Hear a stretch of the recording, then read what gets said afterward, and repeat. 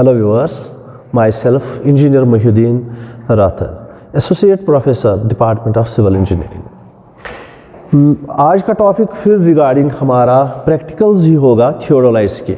जैसे कि अर्ली मतलब पिछले वीडियोस में मैंने सेटिंग्स को दिया, उसके बाद मैंने आपको बोला कि इंस्ट्रूमेंट को कैसे इसमें रीडिंग्स पढ़ते हैं, कैसे लीस्ट काउंट हम निकालते हैं, ठीक है ना।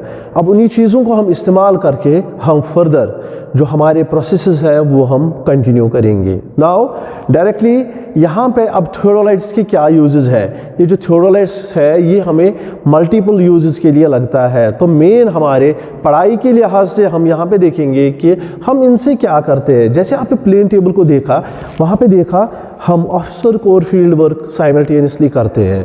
कंपास में हमने देखा कि हम हॉरिजॉन्टल एंगल निकालते हैं, यानी बियरिंग्स निकालते हैं, ठीक है ना। और बियरिंग्स के सहारे हम हॉरिजॉन्टल एंगल को निकालते हैं। That is the indirect way to find out the horizontal angle with the help of the bearings. Okay, हमने लेवल में देखा कि हम एलिवेशंस को निकालते हैं, ठीक है ना। ऐसे मेरे पास ये इंस्ट्रूमेंट है और जहाँ पे हम और कुछ पैरामीटर्स को निकालने की कोशिश करते हैं और निकाल सकते हैं। वो क्या है, suppose if you will see कि हम इनमें क्या निकालते हैं। सबसे पहले हम देखते हैं कि इस थियोडोलाइट से हम जो है हॉरिजॉन्टल एंगल निकाल सकते हैं।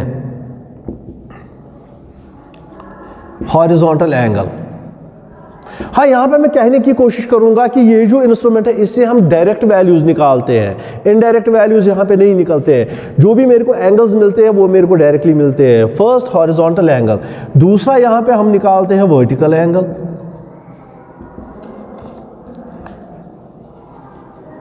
तीसरा इसमें खूबी है कि हम एक लाइन को प्रोलॉन्ग कर सकते हैं, लाइन को हम लंबा खींच सकते हैं, लंबा बना सकते हैं इन ए स्ट्रेट मैनर, यानी प्रोलॉन्गेशन ऑफ ए लाइन। और चौथा इसमें एक और चीज है कि थियोडोलाइट को एज डंपी लेवल भी हम इस्तेमाल कर सकते हैं। इससे हम एलिवेशन भी निकाल सकते हैं, एलिवेशन ऑफ ए पॉइंट। और एक और खूबी इसमें यह भी है कि हम किसी चीज की हाइट को भी निकाल सकते हैं, ठीक है ना। हाइट ऑफ एनी स्ट्रक्चर और पॉइंट। हम पिछली बार हमने देखा कि मतलब प्रीवियस सेमेस्टर्स में या प्रीवियसली हमने देखा कि हम एक एक इंस्ट्रूमेंट से एक एक चीज़ को निकालते हैं, मगर यहाँ पे आप देखेंगे कि ये ऐसा इंस्ट्रूमेंट है जहाँ पे आप मल्टीपल चीज़ें निकाल सकते हैं, ठीक है ना। तो यहाँ पे मैं कोशिश करूँगा सबसे पहले आपको दिखाने की कि हमारा जो ये हॉरिजॉन्टल एंगल्स है ये हम कैसे निकालते हैं। हॉरिजॉन्टल एंगल को हम कैसे निकालते हैं, क्या तरीके हैं इस हॉरिजॉन्टल एंगल को निकालने के लिए, ठीक है ना। इस हॉरिजॉन्टल एंगल को निकालने के लिए यहाँ पे मेरे पास 3 तरीके हैं। कितने? 3 तरीके। सबसे पहला अगर मैं देखूंगा वो है मेरा ऑर्डिनरी मेथड।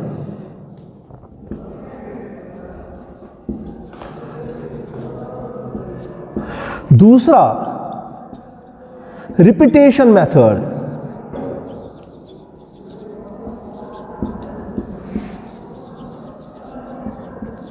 तीसरा रीइटरेशन मेथड।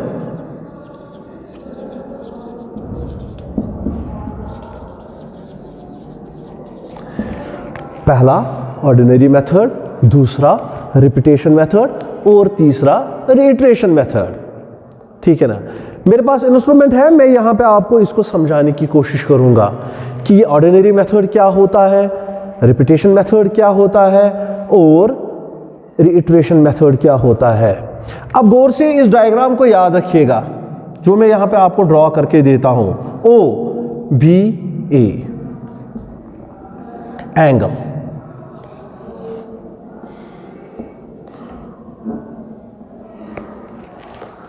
ठीक है ना। तो मैं आपको ऑर्डिनरी मेथड पे जा रहा हूं, मैं ऑर्डिनरी मेथड सिखाने की कोशिश आपको करूंगा।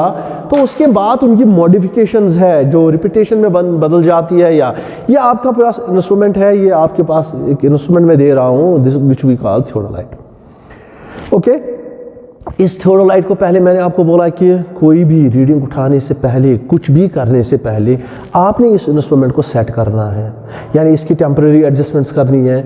वेज जो हमने आपको बोला वो है आपकी सेंटरिंग, वो है आपकी लेवलिंग और वो है आपकी फोकसिंग। और जब ये तीनों चीज़ें की उसके बाद आपने वर्नियर ये जो वर्नियर है, किसी भी वर्नियर पे आपने वर्नियर के ज़ीरो को मेन के ज़ीरो के साथ कोइंसाइड करवा के रखना है, तो आपका इंस्ट्रूमेंट रेडी होता है कोई भी रीडिंग उठाने के लिए। उसके बाद आपने सारे क्लैंप्स को बंद करना है, सारे क्लैंप्स को बंद करना है। देखिए हम यहाँ पे हॉरिजॉन्टल एंगल की बात कर रहे हैं, हम यहाँ पे हॉरिजॉन्टल एंगल की बात कर रहे हैं।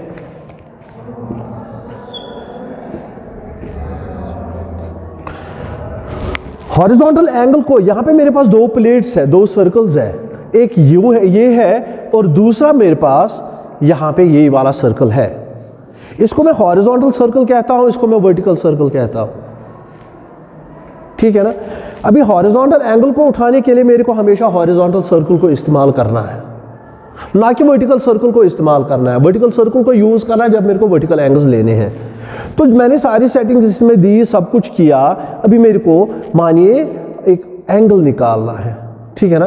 एंगल मेरे को निकालना है, मानिए मेरे को यहाँ पे एक पॉइंट है ये, और यहाँ पे एक पॉइंट है, ये दो पॉइंट्स है मेरे को, ठीक है। मानिए मेरे पास ये एक पॉइंट है और मेरे पास ये एक पॉइंट है, ये मानिए कोई दूर पॉइंट्स है, ठीक है ना। मेरे को कहा जा रहा है कि इनके बीच का जो है एंगल निकालिए फ्रॉम इंस्ट्रूमेंट स्टेशन।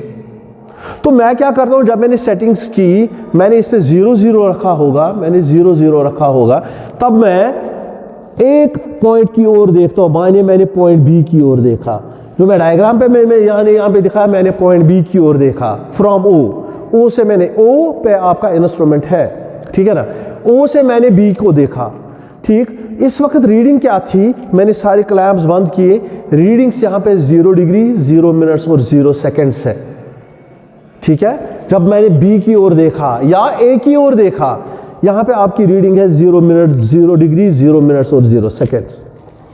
उसके बाद देखिए यहाँ पे स्क्रूज है, एक स्क्रू जो लोअर स्क्रू है, लोअर क्लैंपिंग स्क्रू देखिएगा, गौर से देखिएगा। लोअर क्लैंपिंग स्क्रू में खोलता हूँ, मूवमेंट यहाँ पे होती है, मूवमेंट यहाँ पे होती है, स्केल्स पे कोई असर नहीं पड़ता है, स्केल्स पे कोई असर नहीं पड़ता है। मगर जब मैं ये लोअर क्लैंपिंग स्क्रू बंद करता हूँ, आपके पास यहाँ पे अपर क्लैंपिंग स्क्रू है, जब मैं इसको लूज करता हूँ, इसको, तो यहाँ पे देखिए मूवमेंट यहाँ पे आ रही है, यानी जो इसके बीच में, इस हॉरिजॉन्टल सर्कल के बीच में स्केल्स है वो डिवेट हो रही है। इसलिए जब आपको स्केल को डिवेट करना है, एंगल को लेना है, उस वक्त आपको अपर क्लैंपिंग स्क्रू को लूज करना है, उस वक्त आपको अपर क्लैंपिंग स्क्रू को लूज करना है। तो मैं वही अपर क्लैंपिंग स्क्रू लूज करूंगा। पहले मैंने देखा था ए की ओर या बी की ओर, मानिए ए की ओर मैंने देखा, ठीक है। अब मैं इस क्लैंपिंग स्क्रू को लूज करता हूं, अब मैं देखता हूं, इसको मोमेंट लेता हूं, मोमेंट लेता हूं, मैं बी की ओर देखता हूं, ठीक। अब मैंने जब बी की ओर देखा, क्लैंप्स को मैंने बंद किया, डायरेक्ट मैंने यहां से देखा कि मेरी मोमेंट कितनी हो गई, वो एंगल्स में, जैसे मैंने आपको दिखाया कि कैसे रीड करना है, तो वैसे ही मैं रीड करके देखता हूं। ये एंगल मानिए मेरे को निकलता है 30 डिग्री 0 मिनट्स एंड 0 सेकेंड्स, तो डायरेक्टली मेरे को वैल्यू मिल गया, ठीक है ना। तो इसको बार बार करने की जरूरत नहीं है, इसी वैल्यू को आपने फेस राइट पे करना है, इसी वैल्यू को आपने फेस लेफ्ट पे भी करना है। दोनों फेसेस का जो निचोड़ है वो सेम आना चाहिए, वो बराबर सेम आना, उसमें कोई वेरिएशन नहीं होनी चाहिए। सो ये था तरीका आपका कि कैसे हम ऑर्डिनरी मेथड को करते हैं, कैसे हम ऑर्डिनरी मेथड को करते हैं। तो ये आपका ऑर्डिनरी मेथड यहाँ पे ख़त्म हुआ। नाउ अब हम देखेंगे कि हम रिपीटेशन मेथड कैसे करते हैं। रिपीटेशन जो है, रिपीटेशन मेथड में क्या किया जाता है। सपोज ये आपका पॉइंट है, ये आपका पॉइंट ए है, ये आपका पॉइंट बी है, और यहाँ ओ से यानी इंस्ट्रूमेंट जहाँ पे आपके इनके बीच का एंगल निकालना है, मगर रिपीटेशन मेथड से। रिपीटेशन मेथड वहाँ पे इस्तेमाल होता है जहाँ पे आपको हमेशा काम बारीकीपन से करना होता है, प्रिसाइसली करना होता है और उन वैल्यूज़ में कोई भी फ़र्क नहीं होनी चाहिए। यानी जो भी काम आप करोगे उसके एवरेज को आपको लेना है। इसलिए जब भी हम एवरेज की बात करते हैं, कम से कम हमें 3 ट्रायल्स पे जाना पड़ता है। हम हमेशा 3 ट्रायल्स पे जाते हैं, ठीक है। तो यहाँ पे जो रिपीटेशन मेथड है, ये इसमें क्या करते हैं कि जो हमारा इंस्ट्रूमेंट है उसको वैसे ही नॉर्मली जैसे आपने ऑर्डिनरी मेथड में किया, इसको हम सेट करते हैं यहाँ पे, ठीक है ना। तो मैंने इंस्ट्रूमेंट को सेट किया, मैंने इसको लेवल किया, मैंने सेंटरिंग की, मैंने इसकी फोकसिंग की, उसके बाद 0-0 भी मैंने मेन और वर्नियर स्केल पे लाया, सारे क्लैंप्स मैंने बंद किए, ठीक है। उसके बाद मैंने इंस्ट्रूमेंट को पॉइंट ए की ओर रखा, यानी पॉइंट 0 से लेके पॉइंट ए की ओर मैंने रखा। ये देखिए 0 से लेके पॉइंट ए की ओर, मगर मेरी रीडिंग्स थी 0 डिग्री 0 मिनट्स और 0 सेकेंड्स, जो कि मैंने ऑलरेडी किया हुआ था। उसके बाद मैं अपर क्लैंप को लूज करूंगा, मेरे को स्केल डिवेट करनी है। अपर क्लैंप को लूज करके मैं घुमाता हूं, मैं देखता हूं फ्रॉम 0 टू बी, और मैं यहां से रीडिंग नोट करता हूं। जो रीडिंग मेरे को मिलती है, सपोज वो रीडिंग मेरे को मिलती है 60 डिग्री 0 मिनट्स एंड 0 सेकेंड्स। मानिए ये रीडिंग आपको यहां पे मिल गई, ठीक है ना। ये रीडिंग आपको यहां पे मिल गई। उसके बाद मैं रिपीटेशन की बात कर रहा हूं, यानी मेरे को रिपीट फिर करना है। मैं सारे क्लैंप्स बंद करता हूं। मैंने बोला जब हम अपर क्लैंप को लूज करते हैं, अपर क्लैंप को जब हम लूज करते हैं स्केल डिवेट होती है। जब हम लोअर क्लैंप को लूज करते हैं स्केल डिवेट नहीं होती है। अब आप देखिए, जब मैंने इनिशियली यूज किया, पहला स्टेप मैंने जब लिया, इनिशियली मेरी रीडिंग थी 0 डिग्री 0 मिनट्स और 0 सेकेंड्स, और जब मैंने बी पे देखा तब मेरी निकल गई 60 डिग्री 0 मिनट्स और 0 सेकेंड्स। ये थी मेरी इनिशियल, ये थी मेरी फाइनल, पहले रिपीटेशन में। अब मैं क्या करता हूं, उस वक्त मैंने 0 डिग्री 0 मिनट और 0 सेकेंड पे रखा था। अभी ऑलरेडी रिपीटेशन मेरी रोटेशन हो गई है 60 डिग्री की। अब मैं क्या करता हूं, मैं स्केल वाली क्लैंप को बंद करता हूं और मैं थियोडोलाइट वाले, यानी जहां पे मेरे को स्विंगिंग लेनी है, मैं उसको लूज करता हूं और मैं इसको रोटेशन देता हूं। मैं रोटेशन देता हूं इस थियोडोलाइट को, वापस में ए पे आता हूं, वापस में ओ ए लाइन पे आता हूं। यानी अगर ये पहले ऐसे था ओ ए पे, मैं इसको रोटेशन देता हूं, वापस में ओ ए पे आता हूं। क्या मेरे को आप बोल सकते हैं कि इस वक्त ओ ए पे क्या रीडिंग हो सकती है? हाँ, ओ ए पे रीडिंग हो सकती है जो पहले सेटअप की फाइनल रीडिंग थी, वो मेरे को दूसरे सेटअप की इनिशियल रीडिंग बनेगी 60 डिग्री 0 मिनट्स एंड 0 सेकेंड्स। इसके बाद मैं क्या करता हूं, मैं फिर बी की ओर देखता हूं, इसको मोड़ के मैं बी की ओर देखता हूं। अब बी पे मेरे को रीडिंग क्या मिलनी चाहिए? वो मेरे को मिलनी चाहिए मेरे को 120 डिग्री, क्योंकि 60 तो मेरी इनिशियल है, 60 मेरी यहाँ की बीच की डिफरेंस 60 पहले ही पता था, तो ये मेरे को मिलनी चाहिए 120 डिग्री, ठीक है ना। तो ये मेरे को 120 डिग्री फाइनल रीडिंग मेरी आती है 120 डिग्री 0 मिनट्स और 0 सेकेंड्स। हो गए मेरे को 2 स्टेप्स, ठीक है ना। अब मैं तीसरे सेटअप पे जा रहा हूं, यानी तीसरे रिपीटेशन में। उस वक्त मेरी इनिशियल रीडिंग बन रही है 120 डिग्री 0 मिनट्स एंड 0 सेकेंड्स। तो मैं इसको फिर रोटेशन देता हूं, वापस मैं ओ ए पे आता हूं, ठीक है। ओ ए पे आके मेरी इनिशियल रीडिंग बनती है 120 डिग्री, और जब मैं बी को वापस देखता हूं, ऐसे बी को वापस देखता हूं, तब मेरी फाइनल रीडिंग बनती है 180 डिग्री 0 मिनट्स एंड 0 सेकेंड्स। अब मेरे को एंगल देखना है कि एंगल कितना आया, ठीक है ना। फाइनल एंगल मेरा आ गया 180 डिग्री।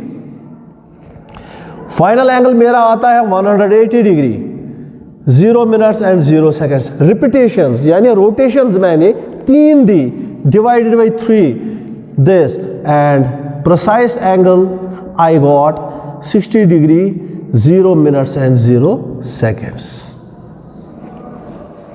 ठीक है, this is the way how we can find out an angle precisely with the help of repetition method. ठीक है ना। इसके बाद हम आपको आगे ले जाएंगे और वहां पे हम आपको दिखाएंगे कि रीइटरेशन मेथड क्या होता है। रीइटरेशन मेथड में हम क्या करते हैं। सो रीइटरेशन मेथड में हम ऐसी जो तो अपने इंस्ट्रूमेंट है उसमें हम सेटिंग्स देते हैं, तो यहां पे मैंने आपको दिखाया कि कैसे हम रिपीटेशन मेथड करते हैं ताकि हमें प्रिसाइज एंगल मिलना चाहिए। तो अगला मेरा वीडियो होगा जो बनेगा कि आपको रीइटरेशन मेथड में क्या करना है। ठीक है ना, वो मैं आपके अगले इस वीडियो में दूंगा। Till then, good bye.